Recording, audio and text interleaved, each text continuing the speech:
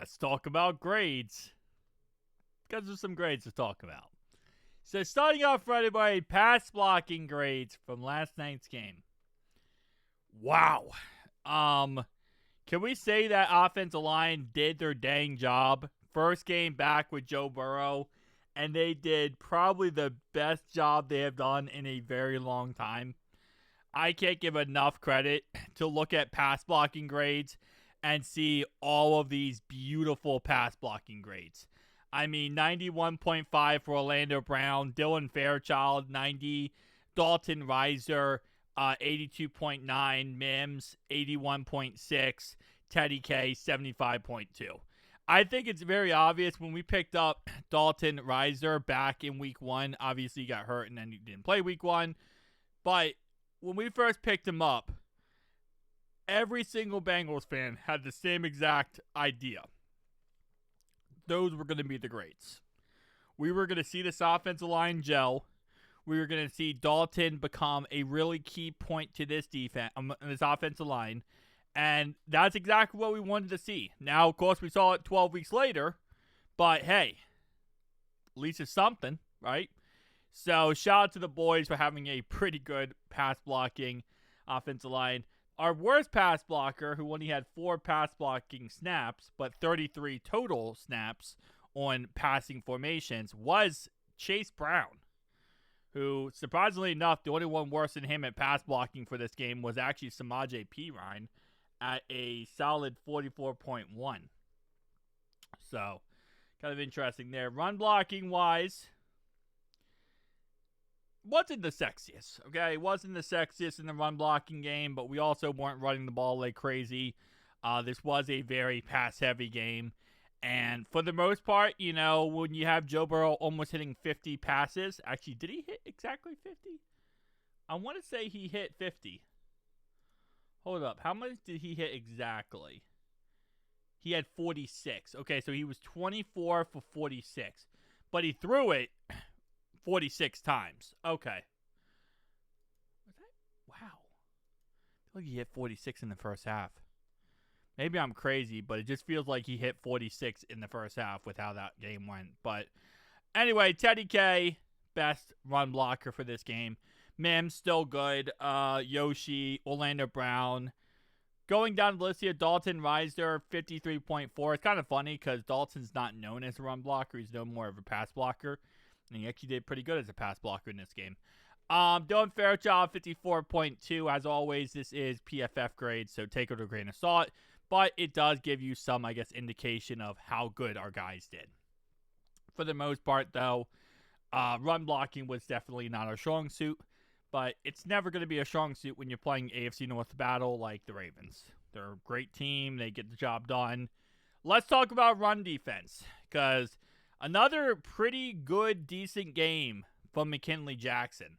You know, last week he had an absolute phenomenal game. Actually was our best pass rusher. This game he actually did pretty good as well against Derrick Henry and Keaton Mitchell. Really looking good. Putting up a 63, which obviously is not the sexiest, but he only had 4 run defensive snaps. So I guess in that, you know, small repertoire of stats, actually was pretty decent. Geno Stone leads the team off, and then going down the list here, we see Oren Burks at a 29.8. So, yeah. I don't know, man. It was one of those situations where I'm just very proud of this defense for getting the job done. And there's nothing I could say negative about this defense after last night's game. 5 turnovers really helps out a lot. Joseph Asai led the team with an 85. 76.2 for Geno Stone. And this is the pass rushing grades, by the way. All the way down to Demetrius Knight Jr. as the worst. Myles Murphy, 61.6. I think what we saw from Myles Murphy was something last night that we wanted to see for a very long time. We wanted to see him really show us why we drafted him first round. And when Derrick Henry catches the ball 45 yards downfield, and the first person to make the tackle is Myles Murphy, that's why you drafted him first round. It's so you get plays like that. Very proud of Myles Murphy last night. Very proud of his performance, and, you know, I would love to see more of that and continue to see more of that moving forward. So, very proud of Myles Murphy. Absolute legend. Coverage,